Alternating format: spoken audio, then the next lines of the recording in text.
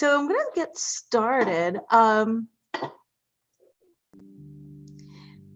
again, just some introductions. And because I'm going to be going through the slides kind of quickly, I might put it in present, but I might take it out of present too in just a minute. But let me know if you can't see anything that's on the screen.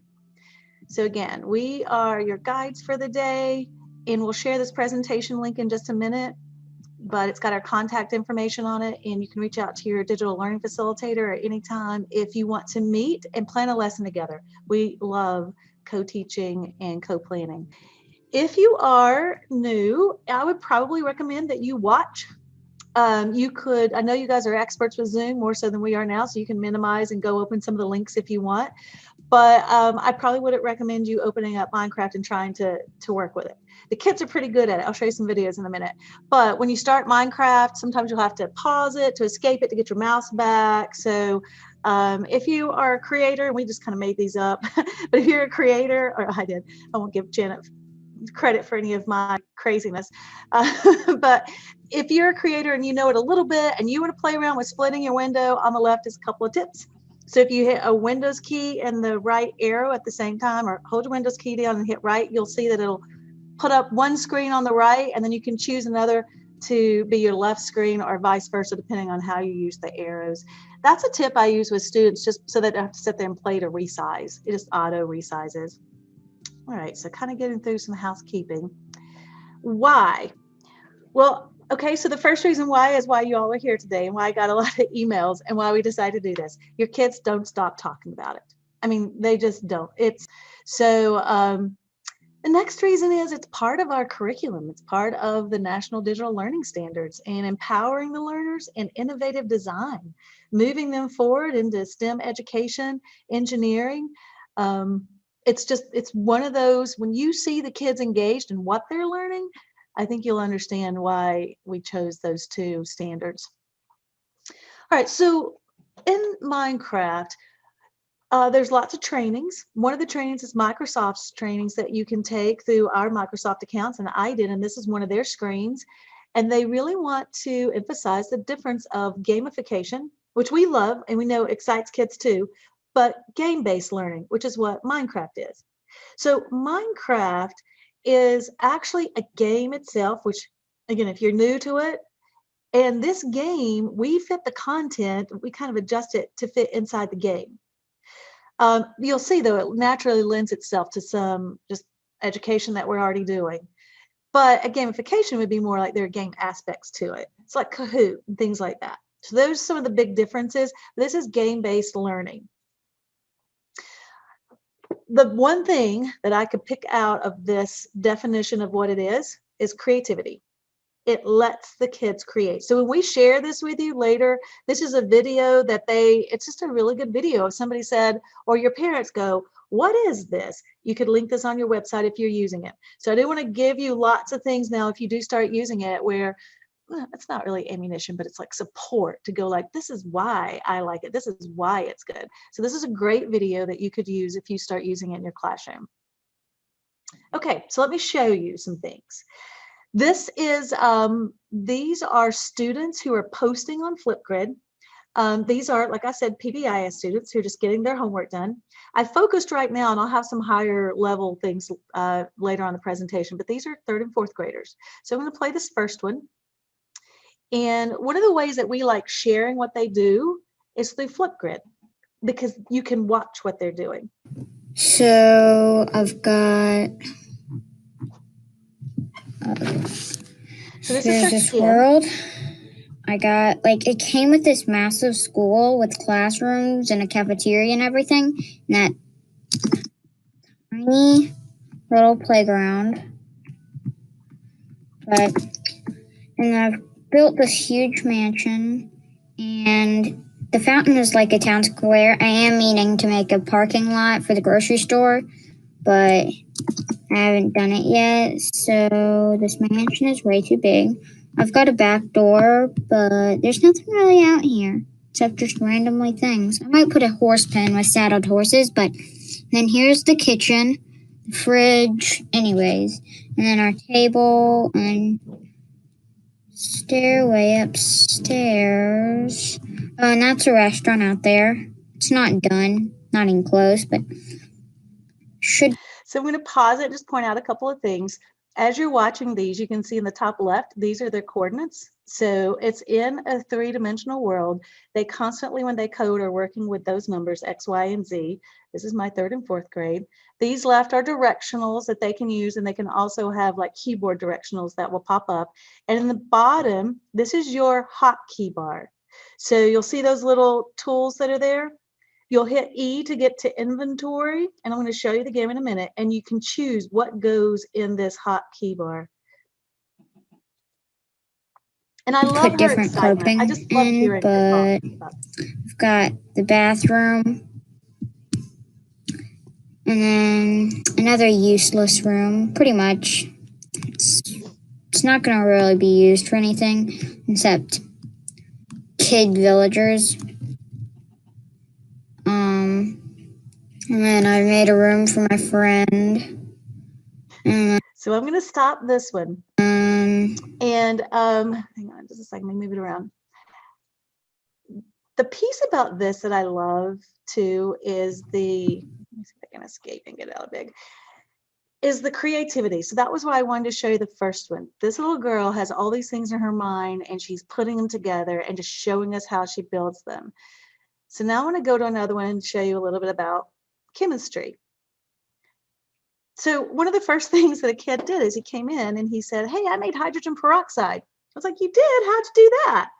And he goes, "Oh, watch the video." I was like, "Why?" He goes, "I don't know, but it's so cool. Watch this." So then we started on this chemistry play. So I want to tell you, well, this is another little student doing some chemistry, and I'll explain some of it in a minute. Okay, so I'm just started my world thing. I'm not going to show you how I made these things, just going to demonstrate them. Hold on. What? Okay. She gets a little random here. So you need to eat the sparkler, and that makes it glow. So this to the right is a sparkler. And for any of my science people, she actually mixed the colors, and she had to go find magnesium in order to create that sparkler. So there's an element or a compound creator. And there's also an element, I'll show you in a second, where you look at elements.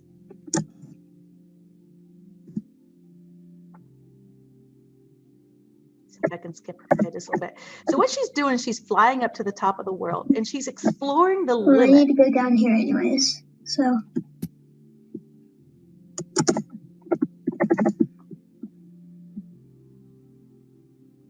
Okay, that's my house. You can't build more than 256 blocks up, so I made my house at 256 blocks. Okay, cyan balloon. And part of what I'm letting you see is just to watch the play. It's a little clunky, but not to them. Okay, and I'm going to pause that. So those are balloons. And those are natural, I mean, those are balloons that they had to create with latex. They had to get all the elements, then they had to fill them with helium. And again, they're doing that across the bottom, and then they actually pull it in once they create them.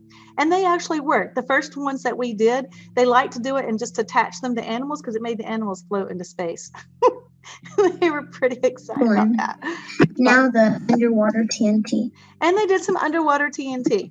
So basically, there is a lab book that tells them what they need to use to create these. And you'll see she gets kind of mad because this cow randomly gets in her water.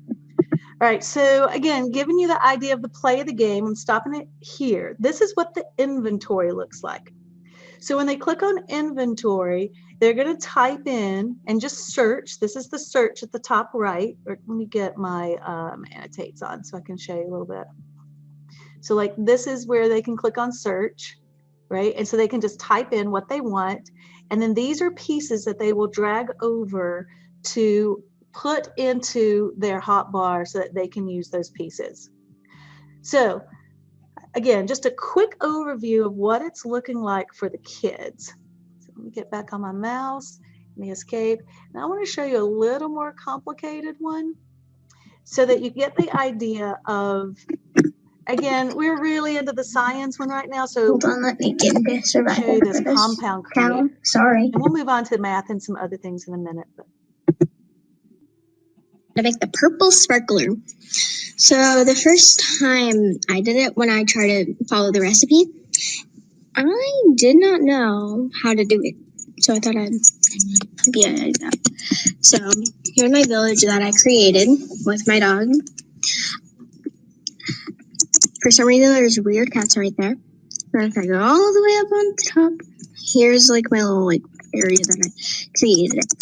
So first, you want to get potassium, so 19, and you want to get 1. I learned this my first time. You can't just put in the whole stack. You have to get 1. So this is how I get them. So I put them in. Because look, here, I'll show you. So potassium chlorine, so 19 and then 17. But if you put them all, the whole stack in, nothing will come up. So if you just get 1, which I just do this the whole time. It may take a little bit. Okay. So then after I get the 1 that I need, I take the rest of the stack, get it out, put it in the spot, and I do what I did the other time.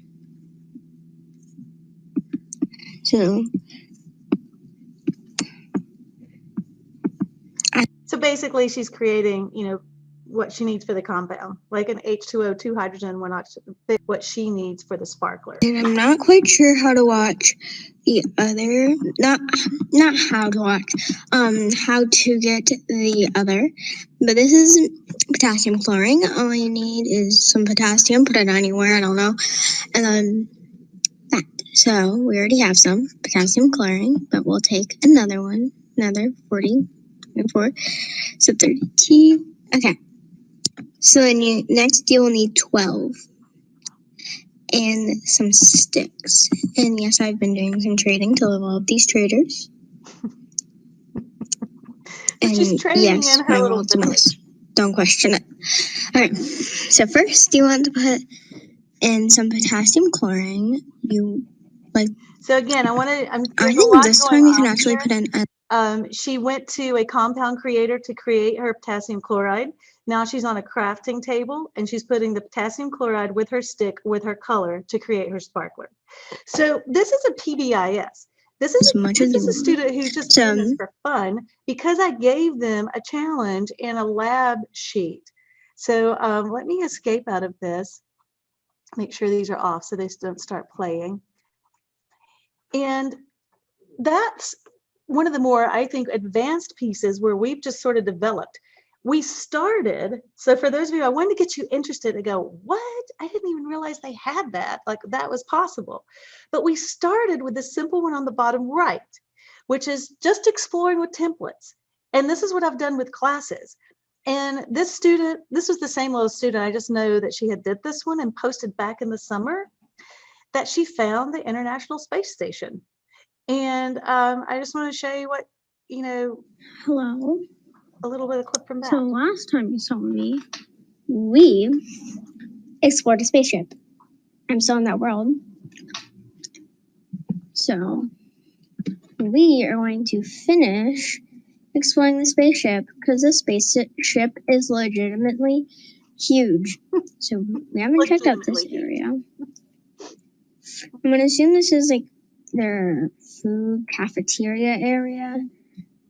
Nothing's in those traps doors. Oh, what's this? Hatch to NASA's to shuttle. I know it was a spaceship. So it's pretty funny whenever she goes through it, she's like, what? I can go outside. And then she walks around. You can actually see the spaceship and get perspective from, a space perspective, and you look back and you see Earth. So I did all that. I wanted to show you that one because one of the best, I think, catches that we've had is the templates that they've been working with in Minecraft, where they've created biomes, they've created worlds for you to use. Math is huge. So they've really just, I think, jumped on this education piece to say, let us do the work for you.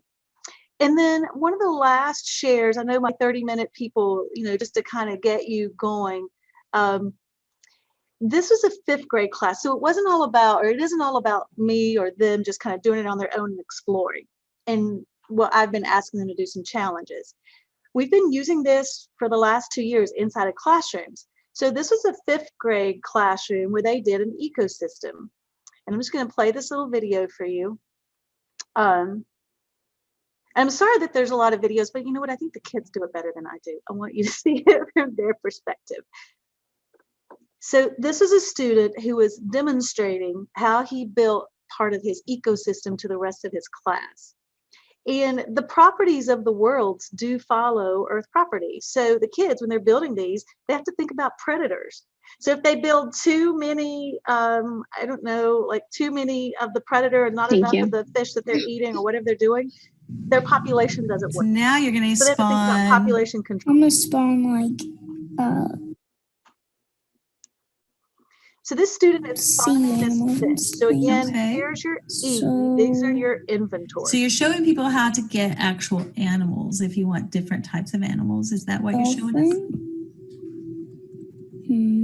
Where is and we were on Zoom. This is during our whole Zoom last spring. So they have to start as eggs and then they spawn into the animal? Yeah. Is this correct? Okay. Which makes sense. Yeah. The tropical fish, it spawns just like random fish. Okay. So like there's a blue and pink one and a gray one. Nice. So if there's a hole, obviously the water is going out and the animals can escape. I get it.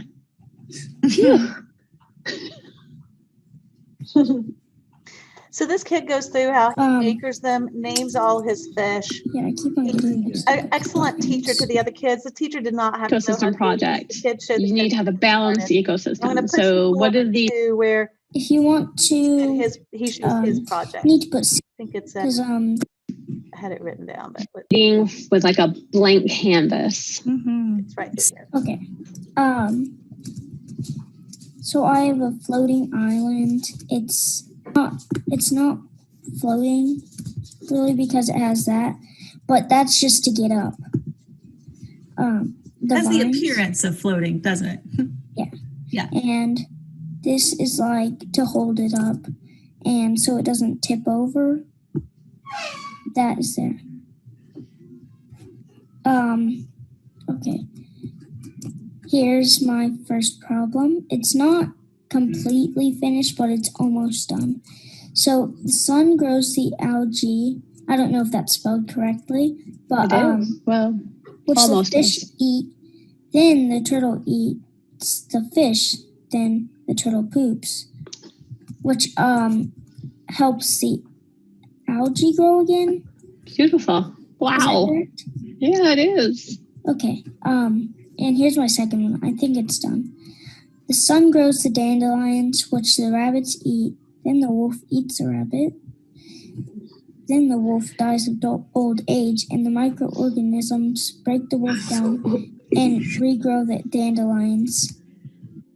So, again, giving you an idea of if you had an option of doing a worksheet where you colored in all the different things and you named or you tried to draw the cycle, or you got to create it and watch it happen, you can kind of see, I think, how the kids are they're just loving this way of a project and game-based learning. Okay, so how do you do it? And hopefully you've got a little bit of a hook. The first thing, and this is where I always get the questions, is like, how do I get started? You would go to the Software Center, both you and the students, and download Minecraft EDU. You only need the Minecraft EDU. You don't need the other. There's a classroom. And then what you're going to do is you're going to log in, and the kids practice this a lot. When I'm on the Zoom support to them, it's really about, I got logged out and I can't get logged in again. So it's their lunch number. It's their UID, but we tell them, because it's their lunch number. So, and for you, your UID. And then it's at k12bcs.net. It's the Zscaler. And so when you log in with that and you use the same password as what you would log in with on your computer, then you get access to the license. And Buncombe County has paid license for you. So we did this presentation for the state, Janet and I did, and that was one thing. Like last year, that's why we had some of this at the top. It was free for 2020, but then they went back to a paid version. But we do want you to know that Buchan County has unlimited, everybody can have a license. Also, you can take that license away. I'm not a, I'm all for using it correctly. Anything can get abused, YouTube, whatever. So if students are abusing it and it's not part of your lesson and you're through with it and it's not being done at the school, you can always bolt to have that license revoked. And you would actually just give in the bolt their UID number. So again, I do want you to know you have complete control of this. Don't ever feel like you've unleashed something that you can't bring back. So, but it is just a download in the Software Center.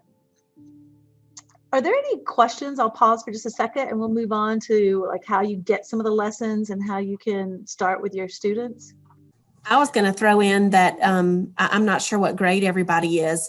Well, and there's a question, is it primarily for elementary, middle school age students? But if you have land school is a good way for you to be able to monitor some of this as well when you're in the classroom. So. It is. So that's an excellent question. No, it's a K-12 program. I think what happens is our middle schoolers get really, really good at it, and our elementary school kids see their big brothers and sisters doing it. And then maybe at the high school, I'm not really sure why we haven't caught on as much, because the lab sheets are high school chemistry sheets. I'm going to show you that those kids were using to build it. And that's why they were just trying to figure out the combinations. Like we would have a formula, we would have something that would have us, how many of this element do we put in, the numbers, the subscripts. And they're looking at that and understanding it, but not really knowing what they're doing. But just think about how that builds on to when they do get to a chemistry class, they've already seen it. Like, oh, a compound, I know what that is. Oh, I know what this number means at an early age. All right, so lessons, templates, and then we start with creating new. Like you can see these are blocks. So the blocks in the top right, we've done arrays with them. We do fractions with them. So we have them build them like I have a half, right? And these are different ways they've represented a half that you can see. And so then you're also looking at equivalent fractions. So there's so much there that and this is like making the game fit the content. But in a minute, I'll show you the game itself is naturally built because it's a world for science and math. All right, so I'm going to go forward to show you a couple of things. So let's go to the website. And again, we'll share this link in just a second. We might go ahead and put it in if you want, Janet, if there's some people who need to leave out the 30-minute mark. If you're leaving at the 30-minute mark, if you'll just say, hi, I have to go and give your name, that chat's automatically kept for us. So if for any reason that we don't capture your name, we'll make sure that we give you credit. All right, so I'm going to go to this site. And the site, Janet and I felt like it was important to show you this because there's a lot there and you can get lost. So on the site where you're at this moment, let me move this out of the way, is under class resources and lesson. And that's the link that I have here. And so when you come down, you'll see you've got the different areas that you can go into. And I do want to, you can search. So if you go in, like when I first started working with this at a 7th grade level or 6th grade level at a middle school, we just typed in whatever he was searching and we had 2 or 3 lessons pop up and then we adapted those. So we didn't start from scratch. The math ones, if I click on that one, for 3rd, 4th, and 5th grade, they have been aligned to standards. So if you are an elementary teacher or you're a middle school teacher working with some of those standards to kind of catch some of the students up, then you can see their Common Core standards that they're aligned to. So you can kind of go through that. Or again, you can just come in and you can just search.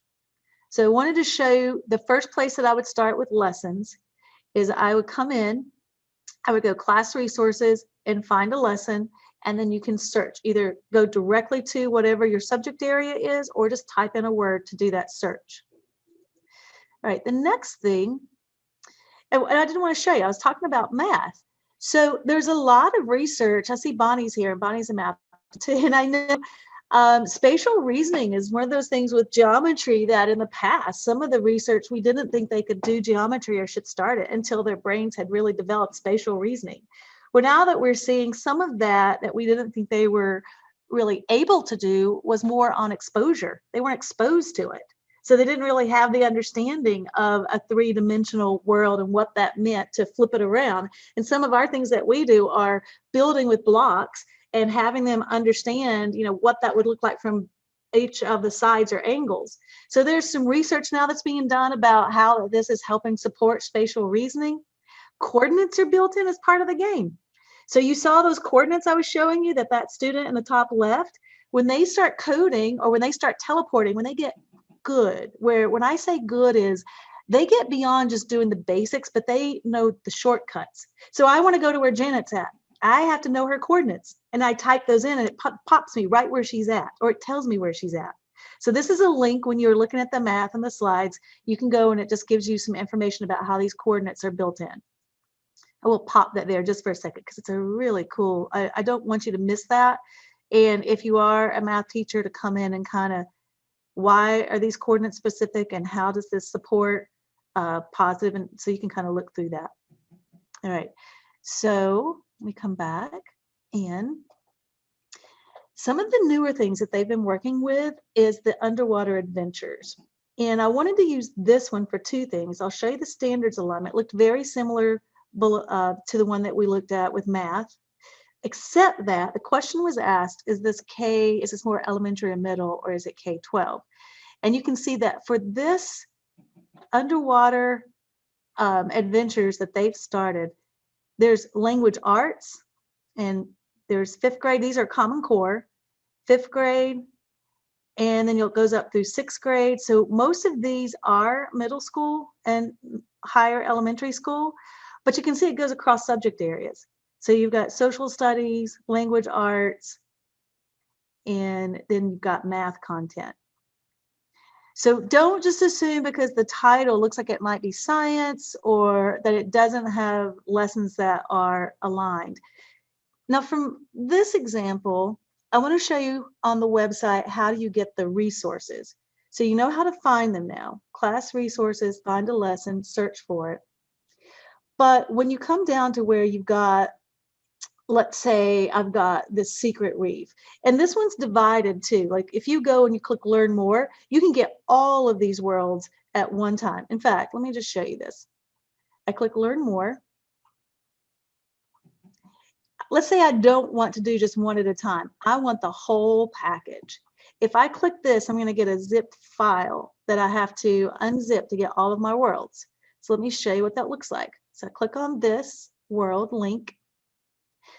Can you see my bottom left? Did I share all of my screen? Can you see that? Good. All right, so I'm just going to show you where it went. So I go show the folder. It's a zipped folder.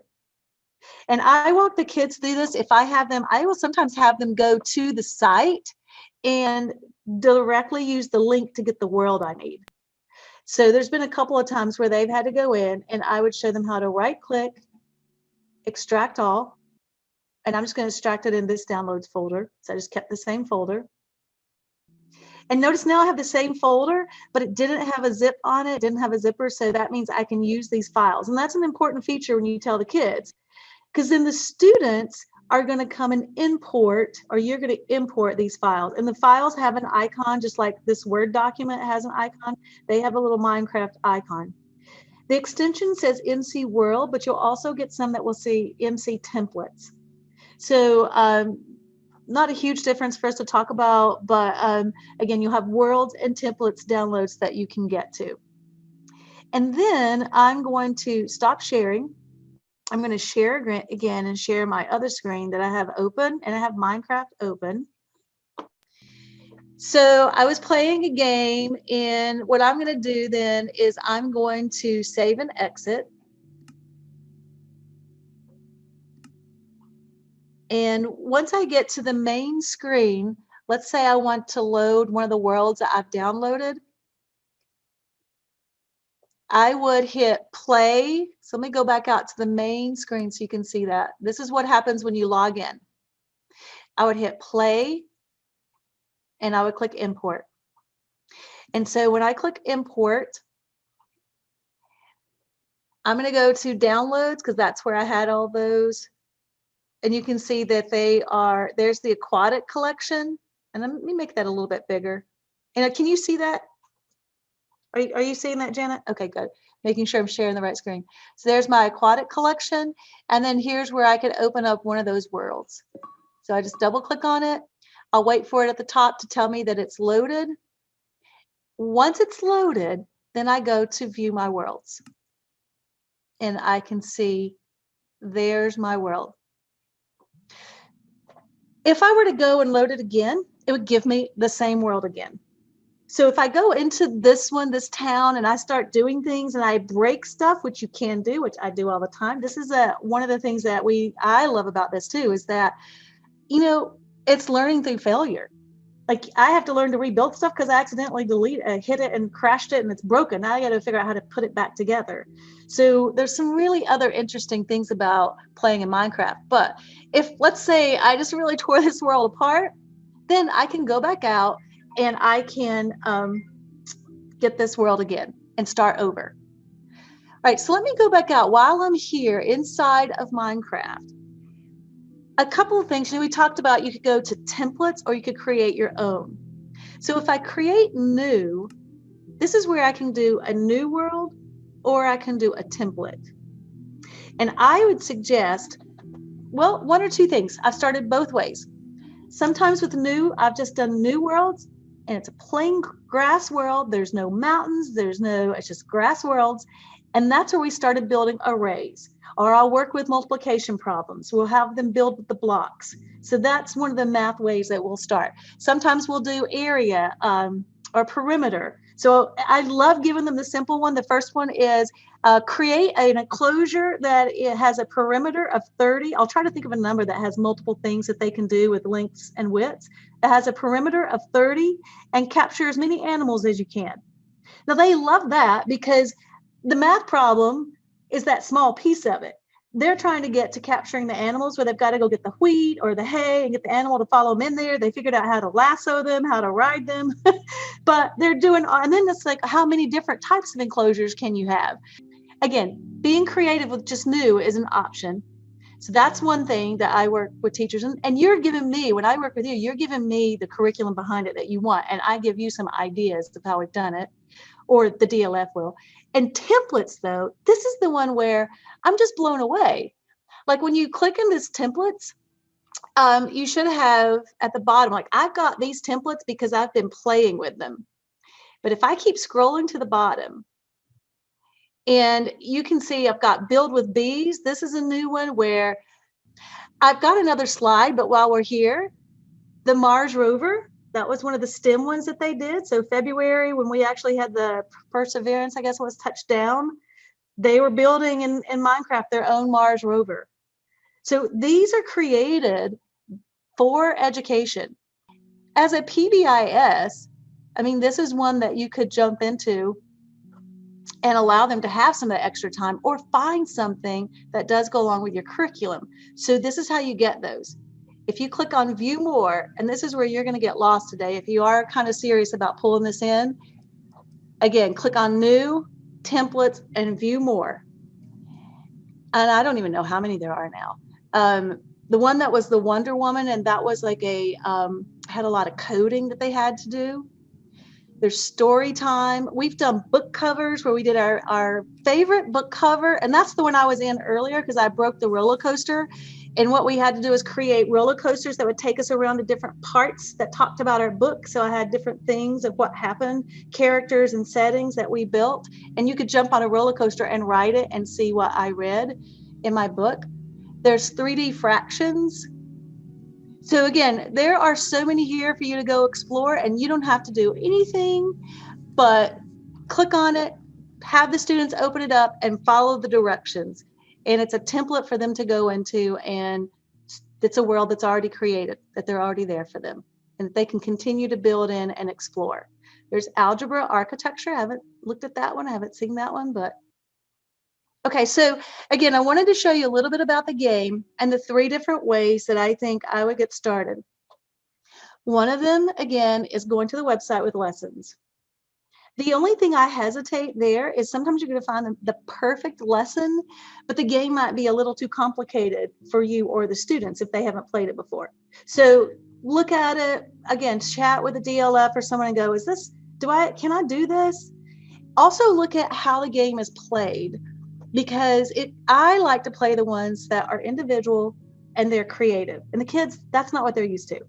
They're used to playing the competitive ones where they're all in the same world, where they host it and they all join in and it's survival mode.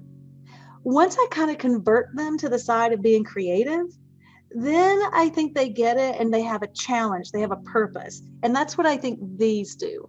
So these templates give them a challenge, they give them a purpose so that they don't feel like they have to be competitive. It can be more about creative. Okay, so you can see that library. Hopefully, I really just wanted to kind of jump to that because it does show that they are K-12. And I'm going to stop sharing. I did want to address, and I'm going to go back to the slides because I did want to show you too that the science piece with my third and fourth graders were doing. So this is the whole piece that we talked about importing. They did it from this lab journal. Let me show you this lab journal. So not only are there documents made to support, like here's a guide for your classroom, or here's there's handouts on those lessons, things that go along with it to kind of let them do some research. But there are things like this. So I've got this lab journal and it talks about these are element constructors, compound creators. These are the things that they need. It explains what they are. So this is what an element constructor looks like. And this is what the compound creator, and we saw the little student using the compound creator, right? And when they make the compound, it gives them like a little beaker or a little glass jar to hold their compound in. Then they come down and see how visual this is. This is why you were seeing third and fourth graders do this. And it's really a high school, curriculum. They were looking at this chemical formula going, and I think, what were they trying to make? I'll find it in a second. It was not magnesium. Forget which one it was. I was going to find it. But anyways, where it had, so here's the questions they asked me. What's Na? What's Na? What is that? Because when you're looking at the compound, sometimes it doesn't show you, it gives you the name. So sodium. So I've gotten it wrong a couple of times. They're like, oh no, you're wrong, Miss Johnson. I looked it up and it's this. So they're sitting there learning the names of elements too, to put in their compounds and learning how to work with these formulas. And then this is all I did to get them started. I gave them a link to the journal. I came down and I wasn't going to be there one week. So I thought, you know what? I wonder what they'd like to create. Oh, they'd like to do a balloon. And I bet they'd like to do a sparkler.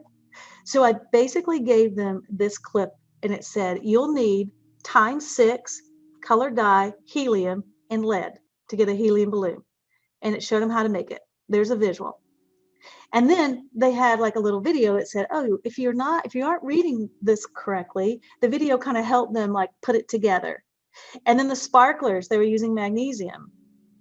And then the underwater TNT. So again, this was a lab journal. There's resources like this throughout. But I really did want to show that and address that it's a really K-12 curriculum program. Any questions? Because we've done templates. I've kind of given you an overview of the platform and you kind of see how, you saw the kids kind of walking inside. They've got these boards that they can use to put their information. So these are useful for the kids to write. All right, so pausing for a second, and you'll let me know if you have questions. Okay. All right, so workflow. The last piece, and these are slides that you might want to take and come back and look at, but the big pieces are how do I get the information to the kids? And we've used Google Classroom. That's how we started. I now fully work with Flipgrid, because I love how they can show me. And this video recording, you can take this recording if you want and use it. It shows the students how to, there's one section when they do Flipgrid. You know how Flipgrid usually captures your camera? You use the 3 dots to say, capture my screen. And that's how it was capturing the screen to do the Flipgrid. So that's what that video will show them how to do. These were just, because we've done this before, again, some of the videos like you saw before of the kids demonstrating this Flipgrid. So you've seen that. And then Screencastify, this is something else. Kids have access to that. You can put that as an extension and they can capture their screen. So that's kind of how we've worked it with, how do I see what they're doing? How do I evaluate it? And in Google Classroom, what we did, this was a little different. This is our beginning stages, but we put an assignment. We listed like maybe a how-to video, a YouTube video that was a little bit of like a fraction division, what they should be doing. And then we gave them a similar problem. I'll show you another one. This was like a coat of arms, same thing, a little video. And then we gave them slides, or we asked them to capture pictures of what they've done. And there's a couple of different ways. I'll show you a slide that shows you how to capture pictures. Lots of times my kids like to just use the snipping tool, and they would just get a picture of what they did and put it on a Word doc. They were very familiar with that, and they could turn it in that way. So that was in the beginning. Here's some of the things that they did. So this was the 6th grade. Now, I don't want to take away from, I adore hands-on projects, and I'm all about the coloring and kind of pulling things too, because it makes the kids remember what you're doing, right? But in this world, they could build whatever they wanted as part of their coat of arms, and they had to build it huge, and they had to do a little bit of math because you can't do angles. So they had to kind of think about, they took block paper, graph paper, and would actually practice coding it in first to see how big they needed to make it to make some angles happen. So anyways, these are some really good products that they did. They did some architecture and built that. And I had to go research it first to see what was there. And we had some kids get pretty intense with some motes and what they thought it stood for. There's their signs explaining what they did. So that was in the beginning. This was some of the things, again, on the slides where you can see, how do I use the camera that's built in, or the video? But the thing that I really loved are the flip grids that I showed you. So if you haven't done a flip grid, I would work with my DLF. I presented with a teacher who had done a flip grid one time. And I loved presenting with her because she saw it from a new perspective, and she could talk about, here's the only thing I would suggest doing differently. So I don't want you to be afraid of a new tool like that you could really get a lot from the kids. And I really get their voice, and they get to talk about it. And that's why I love the flip grid. All right, so the last thing is extending in, just for, again, if you're looking at things that you could do with it for a PBIS, or how could I use it in the school if you're not a classroom teacher, the hour of code is part of, and actually you saw it when you saw my screen when I went back to the play, it's built into the game too, where they can click on it. But there's also coding built in. So I didn't want to show you this, like inside the game, the kids they're constantly telling each other how to do things. So Glasses this time. No, it don't. Jamie is. I'm going to be teaching you how to do the give command and other commands, possibly, if I have enough time. He wasn't as excited in that way. Could have loads. There we go. So mine, I press T since someone's looking for him. At the bottom is his coding. You do slash like that, and then all these pop up. When he puts slash, all of these, this tells him what to do. So it gives him what he could list. He could put clone, he could type in this. So it's a start of learning to code. So the kids are reading, and they read so much just so that they can know what to do. Do give, and then if you want to do yourself, it's Shift A, 2, and then S, and then it should show everything up here to help you spell it, or just show you. I'm gonna do barrier B. So he's giving other students things in the game. There's a social aspect of this, and I wish I could share with you all of my videos, because I've got some of the sweetest videos of the kids who are going, that's so good. I'm so proud of you. And they're so kind, and they love being creative and being the teachers. It's just, again, it's one of the things that at first I was like, this is okay. And then as I would get into it, I really just can't, I know it sounds crazy, but I can't say enough about it. The K-5 labs, I did want to show you this, are using it. We talked about the rover. So some of my people are like, how are they getting this? Why are they getting started? So just if you are not in the elementary school, there are projects all the way from K to 5 that the kids will start working on the iPads, and they'll build, and lots of them are related, all of them are related to the standards, but a lot of them are related to things like this, current events, things that are happening. We also hosted some summer things, and if you need some support, please reach out to us. We would love to help kind of get, this is one where we did a big challenge with the kids, or this is actually one of the 5th grade classrooms that I worked in. So you saw the kid building his biome there. I showed you the templates, but also inside of the program itself are monthly challenges. So they will give them a challenge, and other than just a template. So check out the website, or excuse me, check out the program itself. There might be a challenge there that just fits your curriculum, or it might go back and review something that you've done. This was a big push for them last year. So it's an entire program on social emotional learning.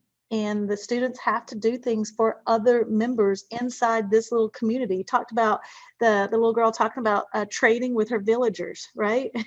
So you have to be respectful of other people and know what their needs are and how they're feeling. And so again, just showing you a little bit about how to move forward. And I think Janet has put the link inside for you, so you'll have these. You know, definitely sign up for the newsletter, even if you don't feel like you're going to use it right now. I signed up and I get an email that tells me new sessions are coming up, and I'll sit in on like a 15 or 20-minute one from Minecraft and see what's going on. I did have to throw this in there. You can 3D print what you make. So I don't know if I have any media people here, but you've got 3D printers. If I make this, I can actually pull it over and put it on my 3D printer. And then there's a little how-to video. And the last, I think one of the last things are, I did the Apple Minecraft, like there's podcasts. I did the Microsoft training, and that was very helpful for me. If you click on this link, the education training, this will get you started. But the one that I wanted to point out that I forgot I'd listed is this glossary. And I started reading this a little bit ago. I was like, oh, I'd forgotten what that meant. So if you're going to start this in your class, I almost would bookmark this, because the kids will use this language around you. It's like them going LOL about 8 years ago and you had no idea what LOL was, right? So so it's like looking through here, and they'll say things like the creeper, the Enderman, the mob. So this tells you what they are. This tells you like what's going on. What is a nether? And I had forgotten I had this, and now I'm really happy because I just pretend sometimes like, oh yeah, and then I'll go look it up and Google it. But this is a really good one for you. Well, I think that's it for me today. I think if you have some questions, I hope that you have gotten some information to get started. Again, if I were going to do anything, I would just go download Minecraft. And I didn't play it. I haven't played it a lot other than with the kids.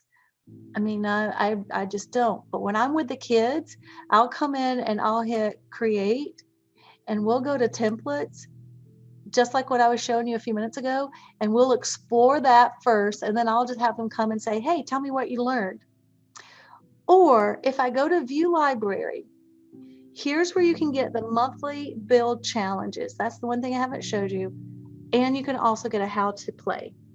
So if you were going to do it with your students, you might show the whole class the how to play, and that will level that field, because one thing that I do find, it gives those kids who usually aren't the kids who are talking, the kids who are always like the ones with the answers in class, they kind of pop up and rise to the occasion of this and know how to be the leaders in the classroom.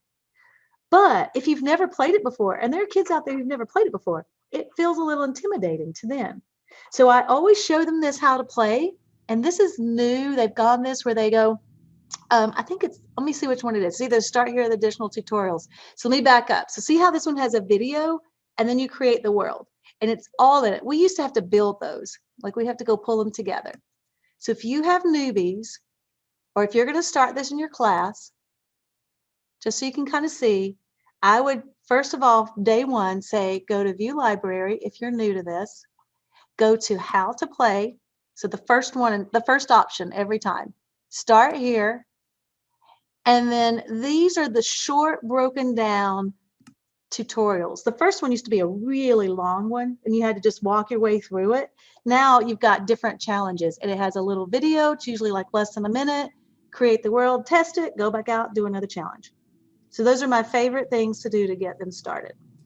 And I'll tell you, those tutorials are fantastic because I had to go through those because I was totally unfamiliar with this besides what it was when I started doing it. And just going through those one at a time and then trying the movement tutorial where I learned how to move through and so forth. They really are great. That's all I have. If you have questions, feel free to stick around. I'm going to stop recording.